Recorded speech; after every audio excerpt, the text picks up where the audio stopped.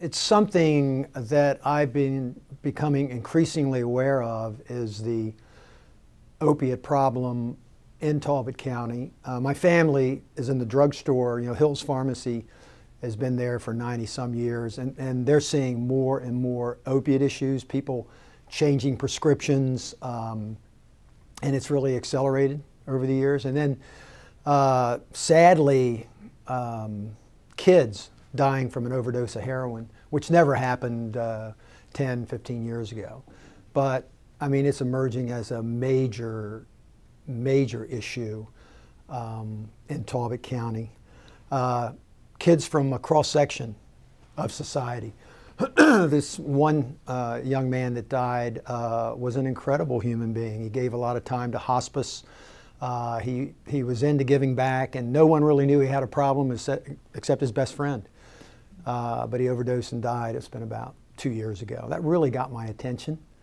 And one other thing, and this might be out of sequence, but I met someone that was in a methadone clinic for over 10 years and has now been in sobriety, been sober with not on any illicit drugs or alcohol or even methadone for over 10 years.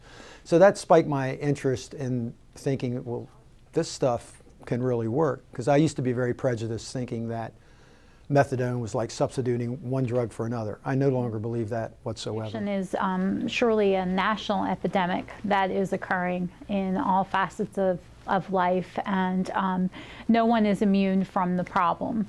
And the benefits of having a medication to assist people who are struggling from opiate addiction is that it decreases their cravings, it reduces their withdrawal, and it helps replace the opiate receptors of the brain, so they can engage in counseling and make the changes necessary to have a full program of recovery that's free of drugs. So it's really beneficial. I mean, they call it a MAT program, right? Medication Assisted Treatment. And, I know it works because I've seen it work. And as Melissa's explained to me, the initial thing is harm reduction. You've taken that person out of the way of getting HIV, Hep C or Hep B. So that's number one, and you get them in a structured program. And then, to me, it's not just medication-assisted treatment, it's medication-assisted recovery. I believe that person is in recovery. I believe that person is sober because he's taking medication that has been prescribed by a doctor. He's not taking an illicit drug. And this is something that I've kind of evolved into as I've learned more and more about it, and I know it works. So we're going to get really involved. There's something called MARS, Medication Assisted Recovery Systems, and where we'll have programs right in here. I want to be engaged with their patients, letting them know that we're with them all the way, and to have 12-step meetings right within our building. So I don't know if that's a discernible difference. I know that's what I want to do. That I really believe in the counseling piece, not just get on methadone and that's it, but there's behavioral change that has to take place, and it will take place, I think, with good support. First, if a person calls and needs treatment, first we would do a screening to see if they meet the eligibility requirements for our program. You have to be dependent on opiates for a year. You have to be 18 years or older. And if you meet those minimum requirements, we schedule an admission appointment. All of our patients for admission will see our medical director and have a full physical done. The medical director would then evaluate the person and ensure that they are eligible for treatment. They'd also see a nurse who does a nursing assessment and does their blood draw and takes a specimen to verify that there are opiates in the person's system, and they see a counselor to go over the requirements of the program and sign consents. As long as the doctor is signed off on their admission, they would receive their first dose of medication that day of their admission appointment. And then they would be assigned a counselor who would start working on them and doing a biopsychosocial assessment at their next visit, and developing a treatment plan, which would be their roadmap to success in the program, going over what areas they need to address in order to continue to be successful in the program. We're not even open yet, but we're getting phone calls, a lot of phone calls. And this young man is only 18 years old, and he had to have spinal surgery. And he showed me his scar from the nape of his neck all the way down the length to the bottom of his back. And the doctor put him on Oxycontin because he was going to be in a lot of pain, and he got hooked on Oxycontin and opiates, and he eventually went to heroin. The desperation, you know, I've been in recovery myself for over 20 years, but I'm just seeing the desperation for these people that are on opiates, heroin, and prescription drugs is unbelievable. And even though we're not open, we referred him to our medical director. He was going to some clinic, but he said, I'm getting no counseling. I'm getting, you know, they're giving me Suboxone, which is a treatment, but he was not getting the other part. And he was full of anxiety. I mean, I could just see it. And thank goodness Dr. Saganek got him in, and now he's getting treatment, you know, counseling and things he needs besides just taking Suboxone.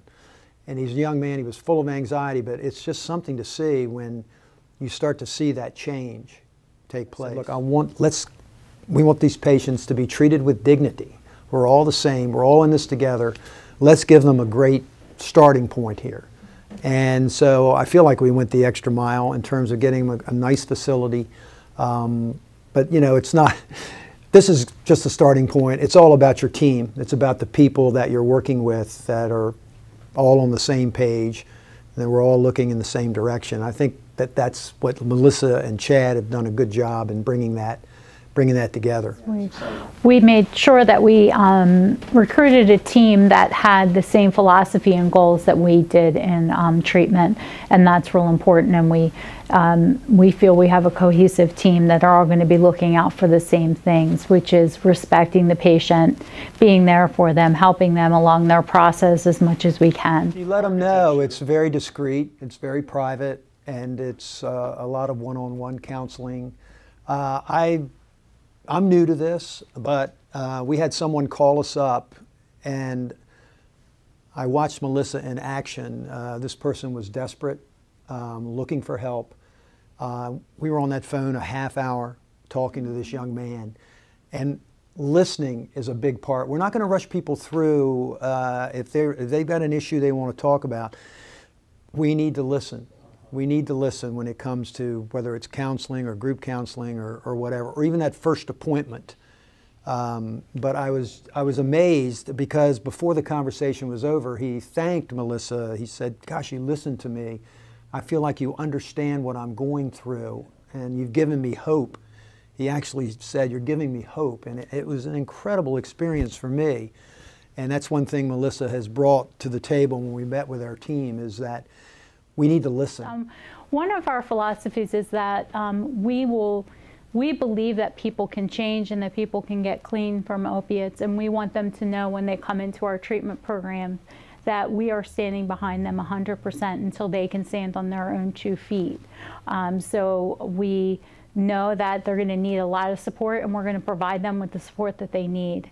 And we're going to be standing beside them even when they may take some steps backwards. We're going to be patient and kind and supportive, and let them know that they are important and that they can do this, and that it is going to take some work.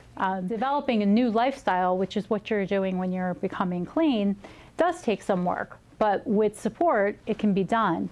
And that's going to be our goal. Every person is an individual, and we're going to meet them where they are and help them get clean.